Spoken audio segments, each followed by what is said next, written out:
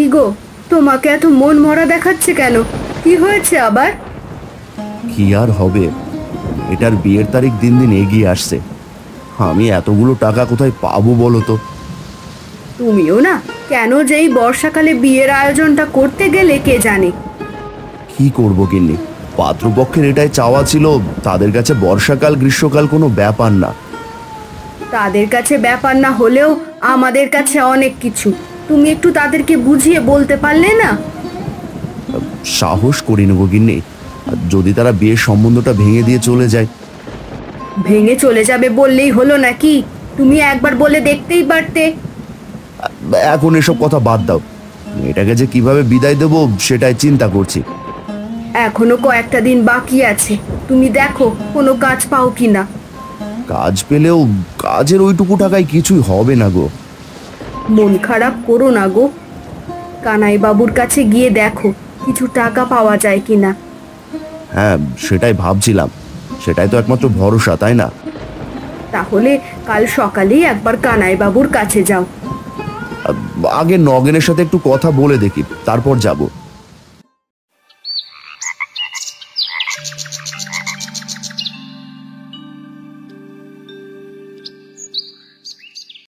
দাঁড়া দাঁড়া, তোর সাথে একটু আমার কথা আছে রে।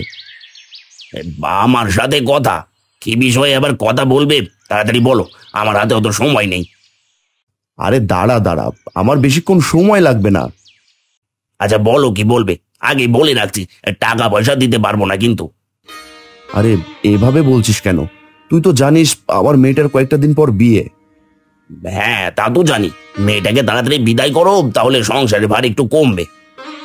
এভাবে বলতে হয় না রে, মেয়ে তো ঘরের লক্ষ্মী। আচ্ছা শোন, আমার মেয়েটার বিয়ের জন্য কিছু টাকা দরকার। আগেই ভেবেছিলাম তুমি আমার কাছে টাকাই চাইবে, আগেই তো বলে দিয়েছি আমি টাকা দিতে পারবো না। হ্যাঁ, এমন করিস না রে, তোরা ছাড়া আর আমার কে আছে বল? তোরাই তো আমাকে সাহায্য করবি, তাই না? না দাদা, আমরা সাহায্য করতে পারবো না। তোমার তো বুঝতে হবে যে আমারও একটা সংসার আছে। আমি তো তোদের কাছে টাকা ধার চাইছি, কয়েকদিন পরেই টাকা দিয়ে দেবো, আমি সত্যি বলছি। তুমি যে টাকা দিতে পারবে না তা তো আমি ভালোভাবেই জানি। দেবো দেবো, বিশ্বাস কর। এই বর্ষাকালে কোনো কাজের খোঁজ পাচ্ছি না, তাই একটু সমস্যায় পড়ে গেছি। আমি এখনই কিছু বলতে পারছি না, লতার সাথে কথা বলে তারপর তোমাকে জানাচ্ছি। ঠিক আছে।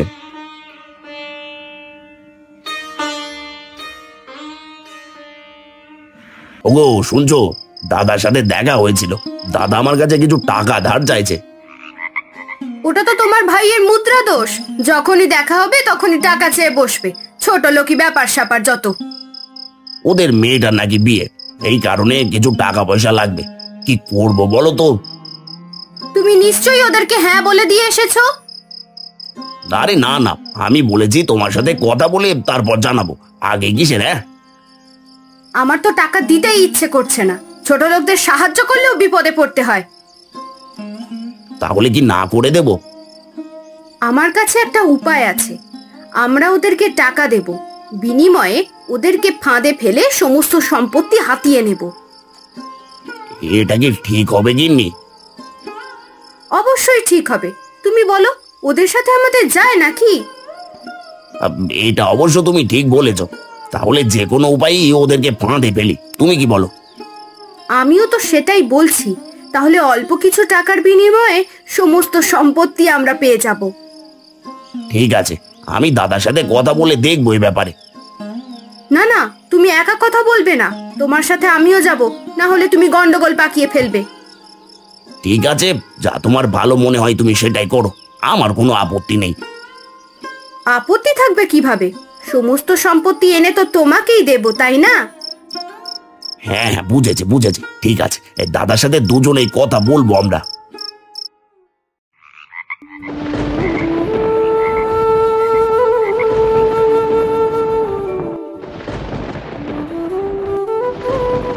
বাবু, ও বাবু, দয়া করে আমায় একটু সাহায্য করুন, আমাকে এই বিপদ থেকে রক্ষা করুন বাবু। আরে আরে, হলো কি? এভাবে কান্নাকাটি করছো কেন? বলো কি হয়েছে? অনেক চেষ্টার পর একটা ভালো সম্বন্ধ পেয়েছি বাবু, মেয়েটা দুদিন পরে বিয়ে, কিন্তু হাতে তো একটা পয়সাও নেই। হায় হায় হায়, এটা তুমি কি বলছো? হাতে টাকা পয়সা না থাকলে বিয়ের আয়োজন করবে কিভাবে? সেই কারণেই তো আপনার কাছে সাহায্য চাইছি। বাবু, দয়া করে ফিরিয়ে দেবেন না। কথা হচ্ছে, তুমি এই বর্ষার দিনে বিয়ের আয়োজন করতে যাচ্ছ কেন? পাগল হয়ে গেছো নাকি? আমি পাগল হইনি বাবু, আমি নিরুপায় ছিলাম। পাত্রপক্ষের মতের ওপরে আমি কোনো মতামত দিতে পারিনি। সবই তো বুঝলাম, কিন্তু আমি তো তোমাকে কোনো টাকা পয়সা দিতে পারবো না। টাকা পয়সা না দিলেও আমাকে একটা কাজ অন্তত দিন।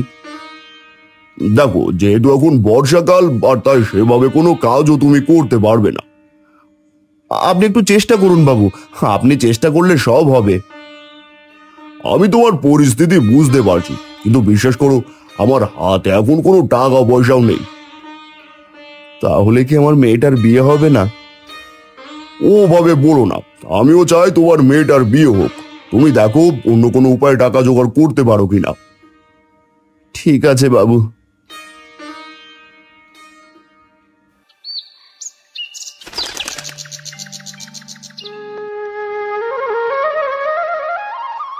বাবা, ও বাবা, তুমি কাঁদছো কেন এভাবে? কি হয়েছে তোমার? তুমি কি খুব কষ্ট পেয়েছো? কি হলো, তুমি কাঁদছো কেন? কানাই বাবু কি তোমাকে সাহায্য করেনি? না গিন্নি, তিনি আমাকে কোনো কাজও দিতে পারেনি, ধারের টাকাও দিতে পারেনি। এ কি সর্বনাশের কথা! এখন আমাদের কি হবে? মেয়েটার বিয়ে দেব কিভাবে? টাকা জোগাড় না করতে পারলে যে মেয়েটার বিয়েটা ভেঙে যাবে, আমি গ্রামে মুখ দেখাবো কিভাবে? দেখো বাবা, বিয়ে ভেঙে গেলে যাক, তবুও তোমাদের এত কষ্ট করতে হবে না আমার বিয়ের জন্য। তুই চুপ কর, তুই এসবের কি বুঝবি? আমি কিছু বুঝি না মা, আর বুঝতেও চাই না। আমি বাবাকে এত কষ্ট পেতে দেখতে পারি না। মারে, তোর যদি বিয়েটা ভেঙে যায়, থেকেও দ্বিগুণ কষ্ট আমি পাবো। আমি বিয়ে করতে চাই না বাবা। এত টাকা পয়সা খরচ করে, সংসারের এত অবনতি করে আমি বিয়ে করতে চাই না। বাবা, তুমি আর কেঁদো না গো, তোমার কান্না যে আমাদের আর সহ্য হচ্ছে না। দেখো, এভাবে কান্নাকাটি করলে তো কোনো লাভ হবে না। তুমি বরং অন্য কোনো উপায় দেখো। তুমি কি ভাবছো গিন্নি? আমি কি অন্য কোনো উপায় দেখিনি? আমার সবকিছু দেখা হয়ে গেছে।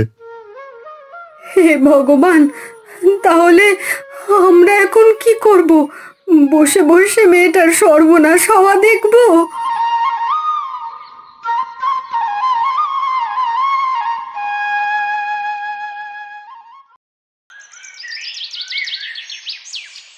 দেখো দাদা, তোমরা আমাদের কাছে সাহায্য চেয়েছিলে, আমি তোমার ভাই, তাই আমি সিদ্ধান্ত নিয়েছি আমি তোমাকে সাহায্য করব। সত্যি তুই আমাকে সাহায্য করবি? তোকে তোকে অনেক ধন্যবাদ ভাই। তুই আমাকে অনেক বড় বিপদ থেকে বাঁচিয়ে দিলি। আমরা আপনাদেরকে টাকা দেব, তবে বিনিময়ে আমাদের কিছু শর্ত আছে। শর্ত? কিসের শর্ত আবার? আমি তো সময় মতো টাকা দিয়ে দেব। দেখো দাদা, আমি জানি তুমি সময় মতো টাকা দেওয়ার চেষ্টা করবে, কিন্তু যদি না দিতে পারো? না দিতে পারলে কি হবে? যদি আপনারা সময় মতো টাকা না দিতে পারেন, তাহলে আপনাদের সমস্ত সম্পত্তি আমাদের নামে করে দিতে হবে। সম্পত্তি? সামান্য কয়টা টাকার ভেতরে সম্পত্তির কথা আসছে কেন? আমাদের এইটাই শর্ত, এখন বলো তোমরা রাজি কিনা। না না, আমরা এই শর্তে রাজি হতে পারি না। সম্পত্তি বলতে আমাদের এই বাড়িটুকুই আছে। এইটুকু বিক্রি করলে আমরা কোথায় যাব? তা তো আর আমরা জানি না, আমরা তোমাদেরকে সুযোগ দিলাম, এখন বলো তোমরা রাজি কিনা। রাজি হলে মেয়েটার বিয়ে দিতে পারবে, না হলে মেয়েটার বিয়ে দিতে পারবে না। আমি রাজি। আমাকে তোরা টাকা দে, আমি সময় মতো টাকা ফেরত দেব। না দিতে পারলে আমার ঘর বাড়ি সব তোর। ওগো, কি বলছো তুমি? দেখো গিন্নি, এই মুহূর্তে ঘর বাড়ির থেকে আমার মেয়ের বিয়ের আয়োজন ও মান সম্মান বেশি। ঠিক আছে, তোমার যা ভালো মনে হয় করো। শর্তের কথা মনে রেখো কিন্তু। কাজটা কি তুমি ভালো করলে গো? একটা মেয়েকে বিদায় দিতে গিয়ে অন্য একটা মেয়েকে ঘরছাড়া করতে হবে। পরেরটা পরে ভেবে নেবো গিন্নি। আগামীকাল বিয়ে, অথচ আমার হাতে আজকে কোনো পয়সা ছিল না। আমি তোমার পরিস্থিতি বুঝতে পারছি, কিন্তু পরবর্তী পরিস্থিতিটাও চোখের সামনে ভাসছে আমার। বাবা, এই যে এত পয়সা খরচ করে আমাকে বিয়ে দিচ্ছ, এতে কোনো লাভ আছে বলো তো? অবশ্যই লাভ আছে। তোকে ভালো একটা ঘরে বিয়ে দিতে পারছি, আর সংসার জীবনে তোর অনেক সুখ হবে। যদি দুঃখ হয় বাবা, সবার কপালে তো সুখ লেখা থাকে না। এমন অলক্ষণে কথা বলতে হয় না। কালকে বিয়ে, আর তুই এখন এত অশুভ কথা বলছিস। কালকে দিদির বিয়ে হয়ে গেলে দিদি তো আমাদের ছেড়ে চলে যাবে, তাই না? দিদিকে ছেড়ে আমি কিভাবে থাকবো মা? এটাই তো জগতের নিয়ম। সমস্ত মেয়েদেরকে একদিন বিয়ে করে শ্বশুর বাড়ি চলে যেতে হয়। আমিও দিদির সাথে চলে যেতে চাই। আমি একা বাড়িতে থাকতে পারবো না। যাবি রে যাবি, তবে দিদির সাথে না, নিজের শ্বশুর বাড়িতেই যাবি। আমি কখনোই বিয়ে করব না। বিয়ে করলে তোমাদেরকে আবার এমন কষ্ট পেতে হবে। শোনো পাগলি মেয়ের কথা, এই কারণে নাকি ও বিয়ে করবে না। মা দুর্গা, বিয়ের পর ভালোভাবে সংসার করিস, অনেক সুখে থাকিস, আমাদের মনে রাখিস।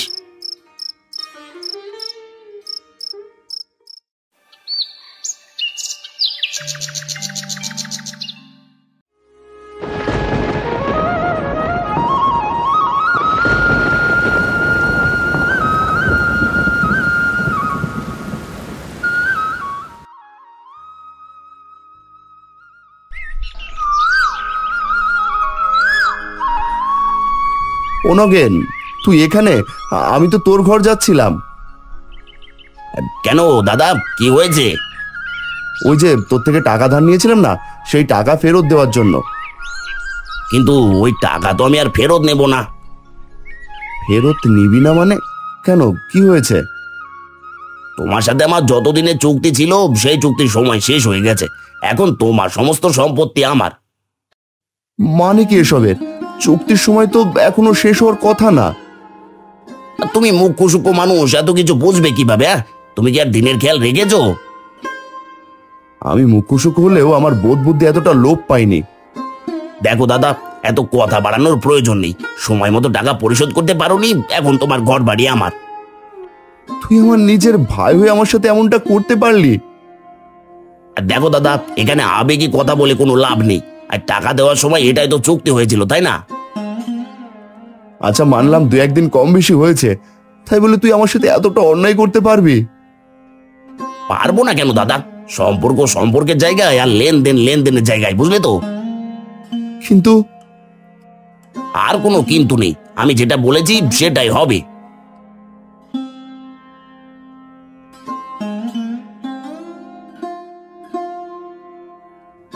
কি হলো গোপাল, তোমাকে এত চিন্তিত মনে হচ্ছে কেন? আবার কোনো অঘটন ঘটেছে নাকি? হ্যাঁ বাবু, অঘটন তো ঘটেই গেছে। এখন কি করব কিছুই বুঝতে পারছি না, তাই আপনার কাছে এলাম। কেন, কি হয়েছে? সমস্ত ঘটনা আমাকে খুলে বলো। আপনি তো জানেন বাবু, 1 মাস আগে আমার মেয়েটার বিয়ে হয়ে গেছে। আমি টাকা ধার এনেছিলাম আমার ছোট ভাইয়ের থেকে। হ্যাঁ, সে খবর তো আমি জানি। কিন্তু আমাদের মধ্যে চুক্তি হয়েছিল সময় মতো টাকা ফেরত দিতে না পারলে আমার সম্পত্তিও নিয়ে নেবে। তোমাকে ফাঁদে ফেলার চেষ্টা করলো, তুমি রাজি হলে কেন? মেয়েটার বিয়ের জন্য কত মানুষের কাছে টাকা চেয়েও পাইনি, তাই নিরুপায় ছিলাম। আচ্ছা আচ্ছা, বুঝলাম। এখন কি হয়েছে সেটা বলো। আমার মতে এখনো 2 দিন বাকি আছে। আমি এর মধ্যেই কাজ করে সমস্ত টাকা ওর কাছে নিয়ে গেছিলাম। তোমার ভাই সে টাকা রাখতে চায়নি, তাই না? সে চেয়েছে তোমার সম্পত্তি, তাই তো? একদমই তাই। এটা তো হওয়ারই কথা ছিল। ওরা এটাই চেয়েছিল। এবার বুঝতে পারলে? কিন্তু এখন কি করব বাবু? এখন তো আমার হাতে আর কোনো উপায় নেই। আর তুমি চিন্তা করো না, এমন কিছু কিছু কথা আছে যা তোমার ভাই যদি জানতে পারে তোমার পায়ে পড়ে থাকবে। এমন কি কথা বাবু?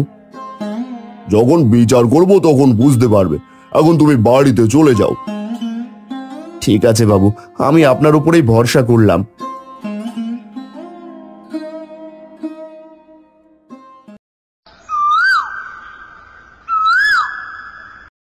দাদা, ও দাদা, কোথায় তুমি? এই বেরিয়ে এসো।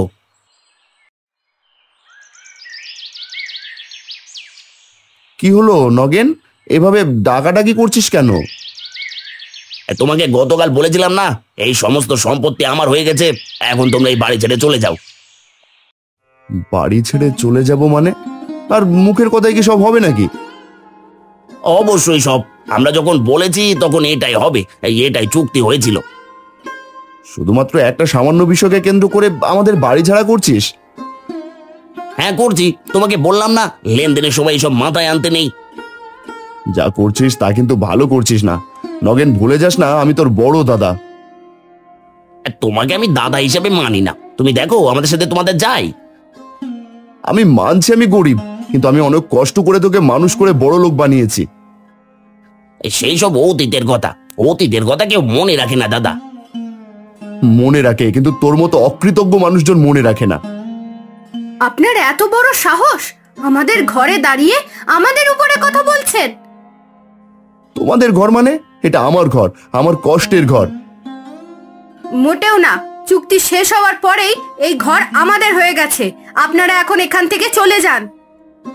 কাজটা তোরা ভালো করলি না নগেন, আমাদেরকে পথে নামিয়ে দিলি। ওটাই তো তোমাদের সঠিক জায়গা।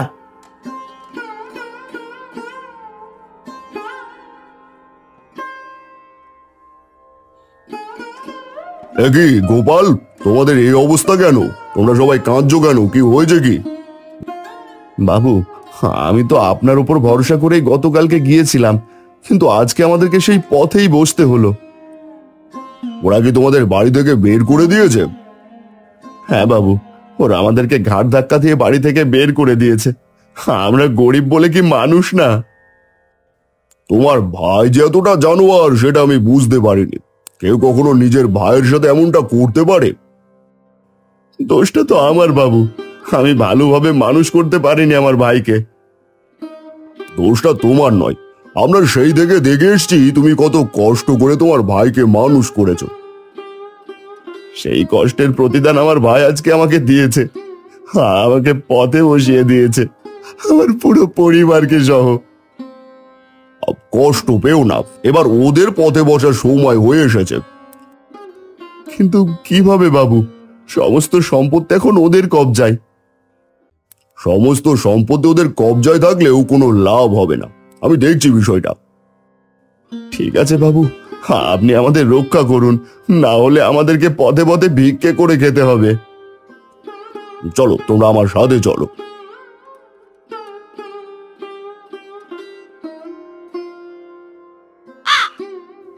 ও আচ্ছা, এখন আবার কানাই বাবুকে বিচারের জন্য নিয়ে আসা হয়েছে। কানাই বাবু আমার কি করবে শুনি? আমি তোমাদের কিছু করব না, আমি তোমাদেরকে শুধুমাত্র একটা খবর দিতে এসেছি। খবর? আপনি আবার আমাদের কি খবর দেবেন? সেটা তোমরা একটু পরে টের পাবে। তবে প্রথম কথা হলো, তুমি তোমার ভাইকে বের করে বড় অন্যায় করেছো। আর দেখুন বাবু, আপনার সাথে আমাদের কোনো শত্রুতা নেই। চুক্তিতে এটাই কথা হয়েছিল। দাদা এটা মেনে নিয়েছিল কেন তখন? এটা স্বাভাবিক কথা। তোমার দাদা তখন নিরুপায় ছিল আর তোমরা তাকে ফাঁদে ফেলেছো। এটা ঠিক নয় বাবু। আমি তোমার সাথে কথা বলছি না। বিচারের সময় আমি কোনো মহিলার সাথে কথা বলতে পছন্দ করি না। ঠিক আছে, আপনি আমার সাথে কথা বলুন। বলুন আপনি কি বলতে চান। তোমরা কি জানো তোমাদের বাড়ির কাগজপত্র কার কাছে আছে? কেন, দাদার কাছে? কই, আমার কাছে তো নেই। বাড়ির কাগজপত্রের বিষয়ে আমি তো কিছুই জানি না। তাহলে কার কাছে? সমস্ত কাগজপত্র আমার কাছে আছে। আর এটা সত্য যে এই বাড়িতে তোমার কোনো ভাগ নেই। আমার কোনো ভাগ নেই মানে? আমি তো এই বাড়ির ছেলে। তোমাদের বাবা মা তোমার নামে কিছু দিয়ে যায়নি। হয়তো তারা বুঝতে পেরেছিল তুমি বড় হয়ে এরকম একটা জানোয়ার হবে। এসবের মানে কি? এসবের মানে হলো, এই সমস্ত বাড়ি ও সম্পত্তি গোপালের। এখন গোপাল চাইলেই তোমাকে বের করে দিতে পারবে। আমি এসব বিশ্বাস করি না। কাগজ তো তোমাকে অবশ্যই বিশ্বাস করতে হবে। গোপাল, এখন তুমি সিদ্ধান্ত নাও, তোমার ভাইকে তুমি বের করবে নাকি রাখবে। আমি গেলাম।